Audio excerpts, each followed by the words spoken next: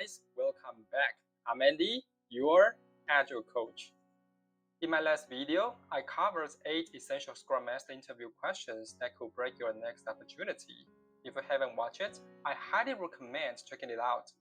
Those questions are the foundation for what we're about to get into today.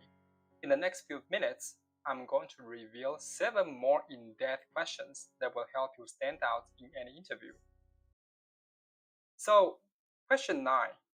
When a customer changes the requirements a lot, how do you handle the problem as a Scrum Master? Well, I bet not just for a Scrum Master, many product owners might have faced similar scenarios for many times, right?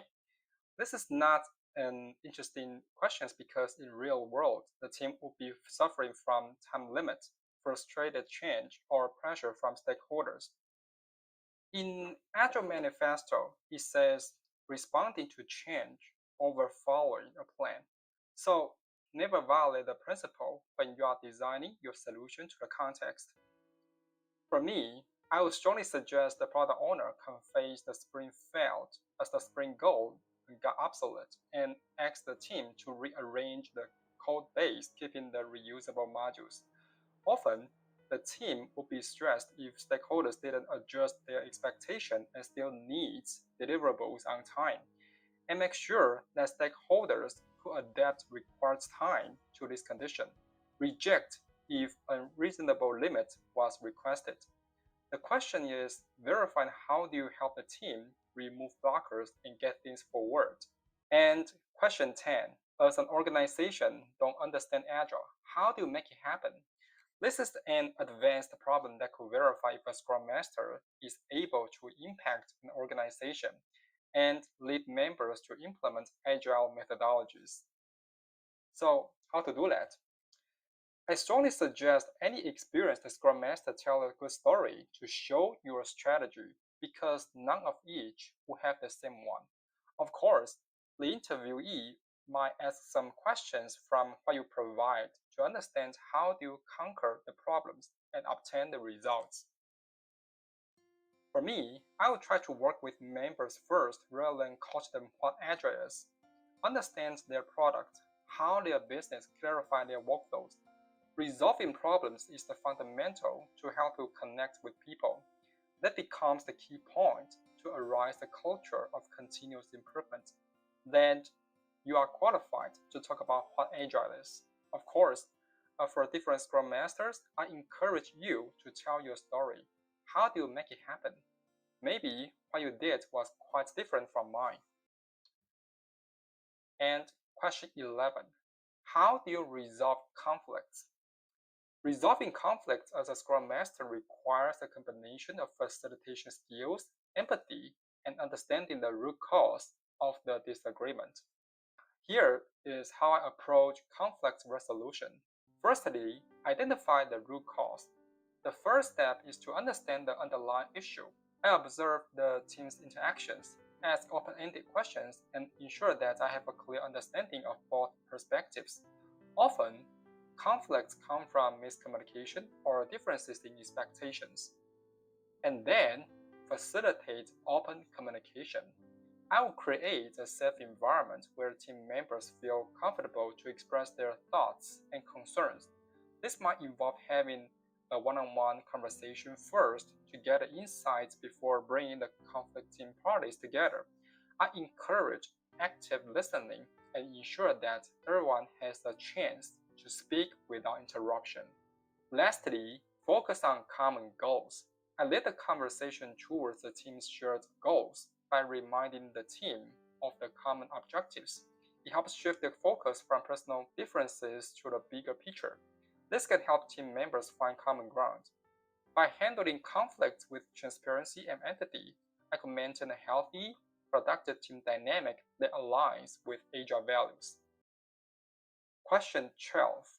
How do you lead a team to hold sprint retrospective? Could you please provide your example? Leading a sprint retrospective is an essential part of the Scrum process because it helps the team reflect on their performance and continuously improve. Here's how I typically lead a sprint retrospective in 5 phases. First, set the stage. Usually, I start by reminding the team of the retrospective's purpose to inspect how the sprint went regarding people, processes, and tools, and to identify actionable improvements. I will ensure the environment is comfortable and that everyone feels safe to speak openly. For remote teams, I make sure the video call setup is effective, with everyone having a clear opportunity to contribute. Second, gather data. Depending on the team's maturity and preferences, I might use various techniques to gather data. For example, I've ever used a simple retrospective board to lead members to write down their issues on specific frames. For remote teams, I often use collaborative tools like Whimsical for distributed teams to allow everyone to contribute sticky notes and ideas in real time. If you want to know more about setting the board, please watch the video. If you have any other questions about how to hold a sprint retrospective, I bet this video will help you a lot. And third, generate insights. Once the data is collected, I facilitate a discussion to identify patterns and root causes. I encourage the team to think about what causes certain outcomes and how they can be improved. Then the team prioritizes the most impactful areas to address using techniques like dot voting. Fourth, decide on actions. For impactful items, we brainstorm actionable improvements. We will ensure that the actions are specific, measurable, achievable, relevant, and time-bound. Then we assign owners to each action item to ensure accountability and follow-up. Finally, close the retrospective session. Often, I ask for quick feedback on the retrospective itself, what worked well, and what could be improved in the next one. I like to end on a positive note and often ask each team member to share something they appreciate about the team or the sprint. If you go through the above 5 phases, an entire sprint retrospective is completed. And question 13. If members resist to your change management, how do you handle it? For this issue, I hope you could understand the principle. Nobody resists to change. They just resist to being changed. Even for a Scrum Master, he needs to handle similar situations because not all members will accept your mentoring, usually because they haven't experienced the benefits from the change, or they might impact their existing interests. In my opinion, I'm implementing Agile practices from scratch to help members understand the benefits of them in order to gain credit from the organization. For example, I will introduce the Scrum to them immediately. Instead, I rather follow their current development process, find the efficient part of their workflow, and propose corresponding solutions to improving the current practices. If it works, maybe it's about time to coach them to apply the idea of iterative development. The core to this question is not about how you will make them buy in your suggestion, but how you will build the relationship with the team. After all, trust is the basic foundation for the influence. Then question 14. How do you evaluate the team performance? I think this is a common question for most Scrum Masters, and I believe you already have some answers in your mind, right? No matter a burn down chart, a cycle time statistics, a cumulative flow diagram, or whatever, there are many tools you could apply to evaluate the team performance. However, if all the candidates are talking about similar solutions, how do you make yourself stand out from those people? So for this question, you need to not only consider the tools you use, but also tell interviewers why you made such a decision. Everything is possible.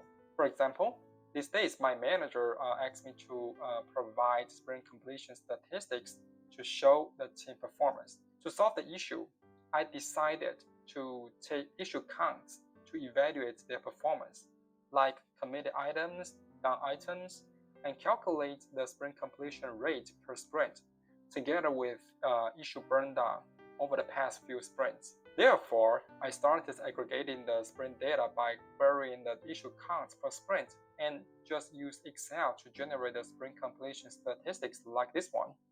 On this chart, you could see the amount of committed items, undone items, completion rate, and the remaining issue counts per sprint. And I will use the chart to tell the product owner a story why it looked like this and address the issues I smelled from it. As a result, the manager and the product owner were satisfied with the presentation and were eager to work with me because they need further improvement according to the given data.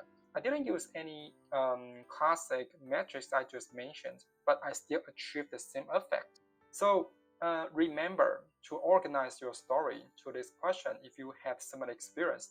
That would be a big plus. Once again, organize your story. Lastly, question 15. How do you enhance the transparency and collaborative efficiency?